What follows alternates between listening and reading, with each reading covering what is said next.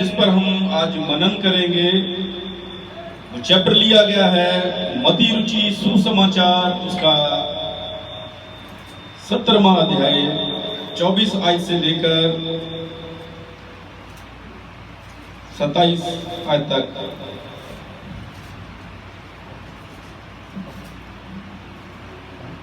अगर किसको मिला है, नहीं तो मैं ही पढ़ देता हूं। मिला है तो जल्दी से पढ़ दे, वरना मैं ही पढ़ देता हूं।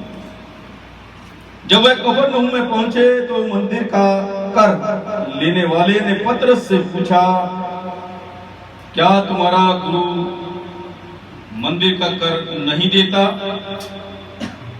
उसने कहा, हाँ देता है।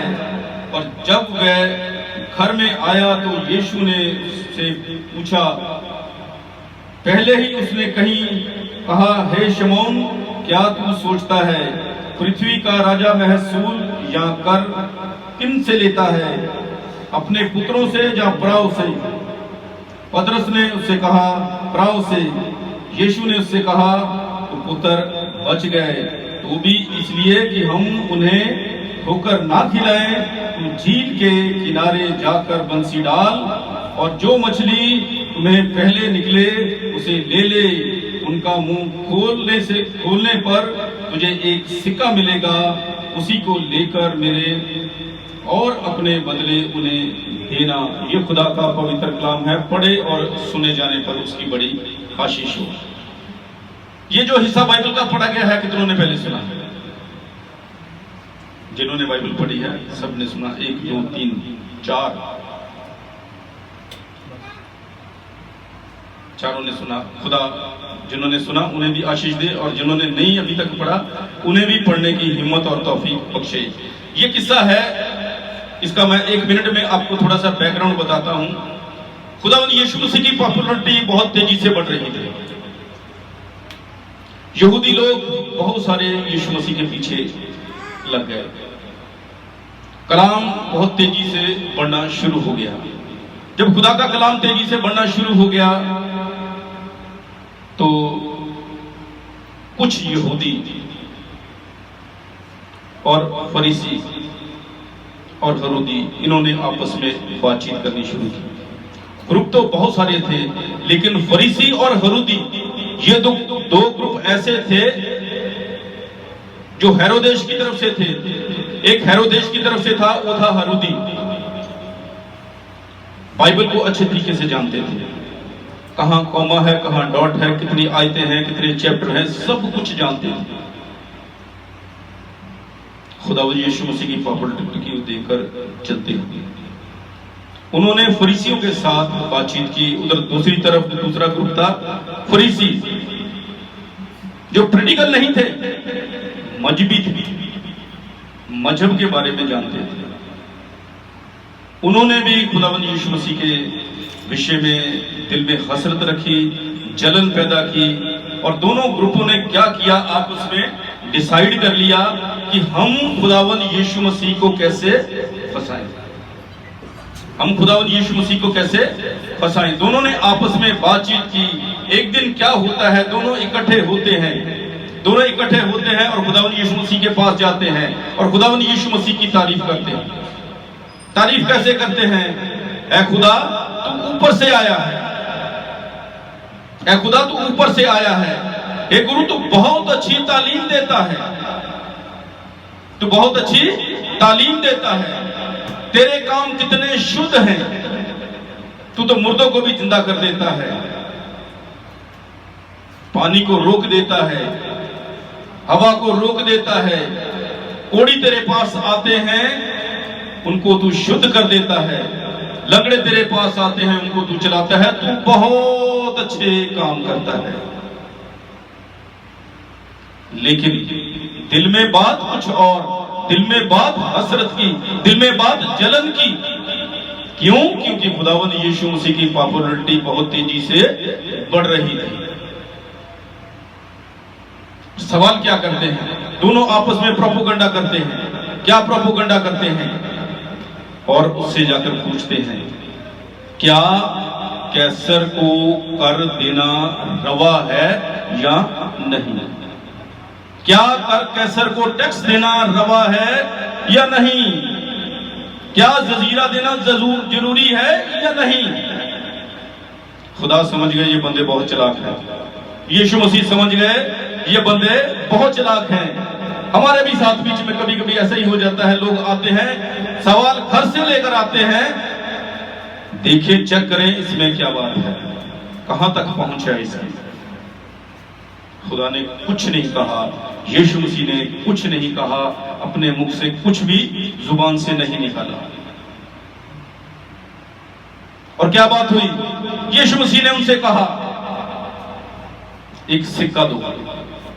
एक, आप सब जानते हैं सिक्के के कितने पहलू होते हैं, दोनों तरफ कितने होते हैं? दो होते हैं। सिक्का लिया और यीशु मसीह ने सिक्का एक दिखाया उसकी तरफ, उस पर क्या दिखाया? ये किसकी तस्वीर है? बोले कैसर की। दूसरी तरफ कुछ नहीं, उसने कहा जो कैसर का है कैसर को दो, और जो यीशु का है, खुदा का है, वो खुदा को दो। अब सवाल पतरस से पूछा गया कि क्या तेरा गुरु टैक्स देता है कि नहीं? और पैसा किसी के पास नहीं। पतरस से पूछा गया, पैसे मेरे पास नहीं है। इंद्रिया से पूछा गया, पैसे मेरे पास नहीं है।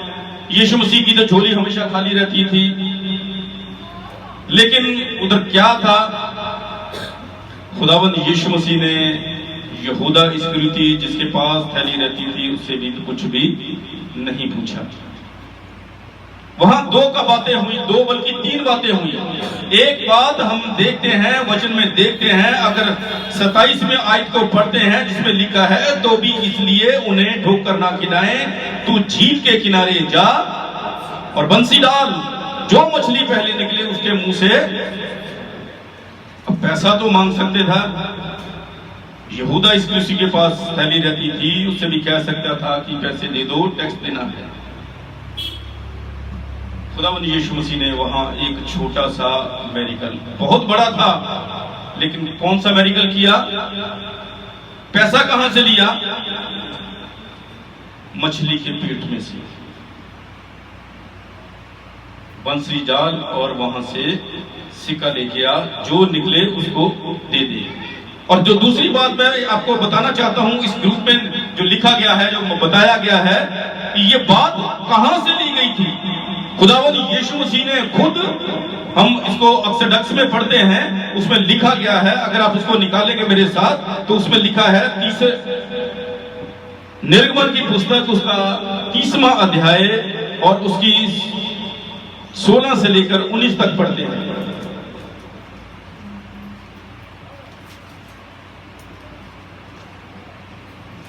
जल्दी से अगर किसी के पास अगर निकल गई तो बुक्स ऑफ, हाँ जी। और तू इजराइलियों से प्रायश्चित का रुपया लेकर मिलाप वाले तंबू के काम में लगाना, जिससे वह यहोवा के सम्मुख इजराइलियों के समर्थ चिन्ह ठहरे और उनके प्राणों का प्रायश्चित भी हो।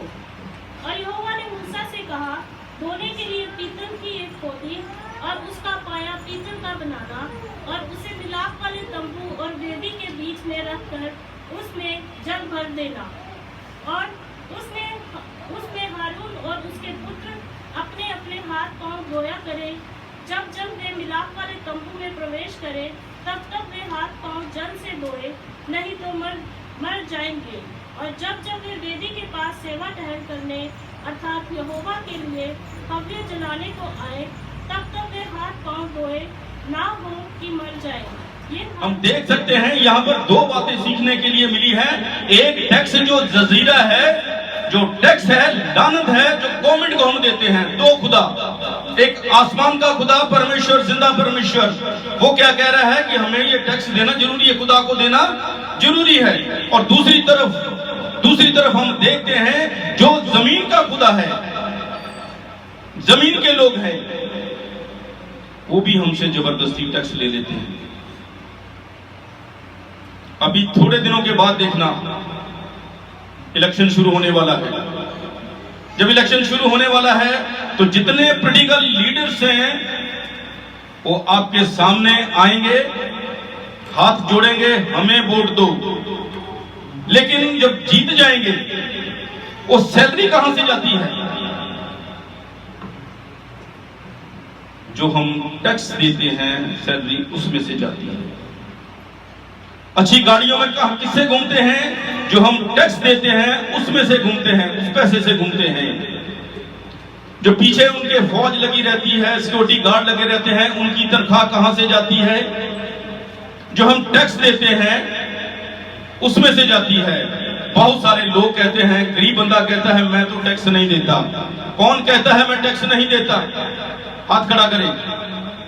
आजकल टेलीफोन सारे इस्तेमाल करते हैं, आजकल टेलीफोन सारे इस्तेमाल करते हैं। 100 रुपया डलवाते हैं, उसमें से कितने पैसे आपके पास आते हैं? पैक डलवाते हो, कितने पैसे आते हैं? 100 रुपए का डलवाएंगे, 80 रुपए आएंगे, 20 रुपए क्या देते हैं? आराम से टैक्स दे देते हैं। गाड़ी नहीं खरीदते हैं, पैसा किसका है? गाड़ी किसकी है? लेकिन उसमें से रोड टैक्स कौन लेके जाता है? रोड टैक्स कौन लेके जाता है? गवर्नमेंट लेके चली जाती है। और तीसरा, जब हम अपना घर ही बनाते हैं, जमीन तुम्हारी है, पैसा तुम्हारा है, घर तुम्हारा है, लेकिन टैक्स किसको जाता है? ऐसे ही क्या हुआ था? यहूदियों, एक मिनट, यहूदी जो थे उनका राजा कौन था? सबसे पहले राजा कौन हुआ? साउल किसका राजा? दाऊद किसका राजा? इजराइलियों का या गैर कौमों का? सुलेमान किसका राजा? यहूदियों का। रोहिबाम किसका राजा?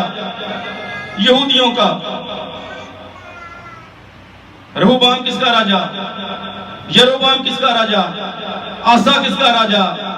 ये सब इजराइलियों, यहूदा और सामरिया के राजा थे।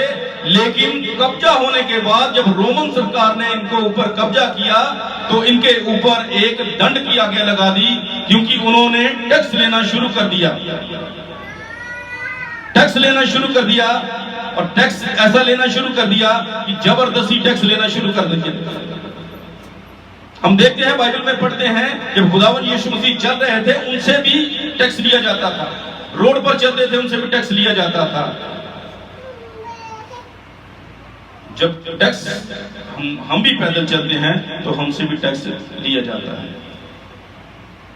ये टैक्स हम पर एक लानत है, ये कर हम पर एक लानत है। ये दुनिया के जो बादशाह है वो हमसे जबरदस्ती टैक्स लेते हैं। जो आसमान का खुदा है, जिसने कहा जो कैसर का है कैसर को दो, जो खुदा का है खुदा को दो, क्या हम उसको टैक्स देते हैं? वचन में पढ़ा गया है कि ये टैक्स हमको देना रवा है। बाइबल में हम कितनी बार पढ़ते हैं, मेरा ख्याल 100 से ऊपर बार लिखा है, कोई भी यहोवा के घर खाली हाथ ना जाए। एक बार एक इजरायली मूसा से पूछ रहा है, मैं तो कुछ काम भी नहीं करता, मैं क्या लेके आऊं? कह रहा जंगल में जा और सूखी लकड़ी होगी वही खुदा के घर में लेके आना है। लेकिन हम क्या खुदा के घर में खाली हाथ आते हैं? हम अपना समय भी परमेश्वर के लिए नहीं निकालते।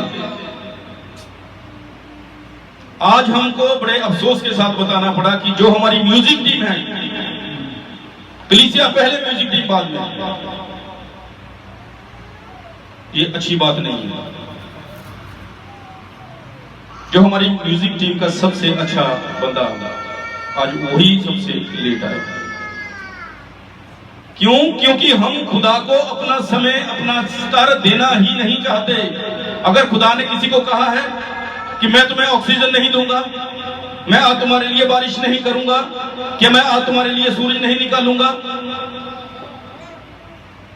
क्या मैं आज तुमको ऑक्सीजन गिन के दूंगा, क्या आज मैं तुम्हारी सांस में से कुछ सांसें निकाल लूंगा? हम अपने जिंदा परमेश्वर के लिए अच्छे से काम करना ही नहीं चाहते और आस रखते हैं कि परमेश्वर हमें सब कुछ दे, लेकिन जो हमारी गवर्नमेंट है वो हमें कुछ देती भी नहीं है, लेकिन गले में अंगूठा देके हमसे टैक्स ले लेती है। लेकिन हमारा जिंदा परमेश्वर तो ऐसा नहीं करता। हमें अपने जिंदा परमेश्वर के लिए सबसे उत्तम चीज देनी है। हम थोड़ा और पीछे की तरफ जाते हैं, जैसे ही हम उत्पत्ति की तरफ देखते हैं, दो भाई आपस में हैं, कैन और हाबिल। हाबिल ने क्या किया था? सबसे उत्तम भेंट दी जो स्वीकार की गई। कैन की क्यों नहीं कही गई? क्योंकि कैन में हमारे जैसे बहुत सारे लोग थे जो परमेश्वर को देना ही नहीं चाहते थे। जब हम इस बात के लिए मनन करते हैं कि हमें अच्छे से परमेश्वर सब कुछ क्यों नहीं देता, तो कभी हम पीछे की तरफ जाकर नहीं देखते कि हमारी क्या गलती है। यहां पर लिखा गया है लास्ट में, बंसी डाल और उसमें से जो सिक्का निकले। अमेरिका देखिए यहां पर परमेश्वर का, उसने किसी की बात सुनना पसंद नहीं किया। उसने कहा मैं जमीन पर हूं, मैं चलता हूं, मैं चलने का भी टैक्स दूंगा। उसने कहा अपना और मेरा हिस्सा दोनों का देकर आओ। आज हमें अपने जिंदा परमेश्वर के लिए क्या करना है? यह सवाल है मेरे लिए, यह सवाल है आपके लिए। यह जरूर है कि गर्मी बहुत है, मैं शुक्र करता हूं कि आप गर्मी में भी इत्मीनान से बैठे रहे, पर क्या ये इत्मीनान कब तक रहेगा? हाबिल की भेंट क्यों कबूल कर ली गई? क्योंकि उसने सबसे उत्तम दिया। हमें सबसे उत्तम चीज क्या मिली है? जितना हो सके हम अपने जिंदा परमेश्वर के साथ संगति कर सकते। हम अपने परमेश्वर के साथ संगति करना ही नहीं चाहते। हाँ जी, ये मेरी अपनी खुद की प्रॉब्लम है। आप चर्च आते हैं, पैसा मेरे से पूछे, हाँ मैं जाता हूं, पूरा चंदा देता हूं। चंदा देना पूरी बात नहीं है, साल का चंदा भर देना अच्छी बात नहीं है। जब तक हम अपने जिंदा परमेश्वर के साथ लोगों के बीच में बैठकर संगति नहीं करते, ये सबसे उत्तम बात है। क्योंकि वचन में लिखा गया है, आओ हम आपस में वाद विवाद करें। यशायाह 1:18 में लिखा है, जब तक हम जहां बैठेंगे नहीं, जब तक हम खुदा से संगति नहीं करेंगे, जब तक हम खुद रूह में नहीं भरेंगे, जब तक खुदा, तब हमें खुदा जाकर आशीष देगा। हमें अपने जिंदा परमेश्वर के लिए कलाम से सीखना है। कलाम ने हमें क्या सिखाया? कि हमें टैक्स देना अनिवार्य है। हमें खुदा को टैक्स कौन सा देना है? सबसे उत्तम समय हमें अपने जिंदा परमेश्वर को देना है। जिंदा समय, उत्तम समय क्या है? उत्तम समय है कि जब संगति स्टार्ट होती है, हमें समय सिर पहुंचना है। लेकिन हम क्या करते हैं? माफ करना, बहाने बहुत बनाते हैं। आज मेरा बहुत जरूरी काम हो गया, इतना ज्यादा जरूरी काम है कि मैं बस आ ही नहीं सका। और शुक्र करो, खुदा ने तुम्हें सांस दी है। खुदा का शुक्र होना चाहिए कि तुम्हें जिंदों की जमीन पर जिंदा रखा गया। खुदा का शुक्र होना चाहिए कि तुम्हें बीमारियों से बचा के रखा। खुदा का शुक्र करना चाहिए कि हमें परेशानियों से बचा के रखा। खुदा का शुक्र करना चाहिए कि हमें उस जगह पर रहते हैं, पूरी दुनिया में एक महामारी है, लेकिन आज फिर भी हम संगति करते हैं।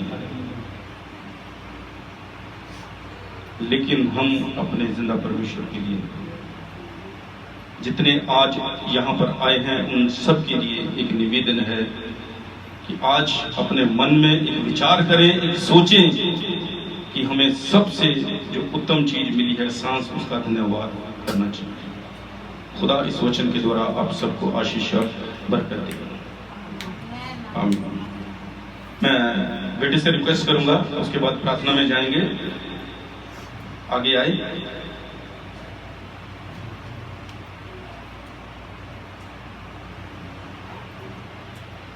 और रॉबिन को भी 1 मिनट दिखा दो। रॉबिन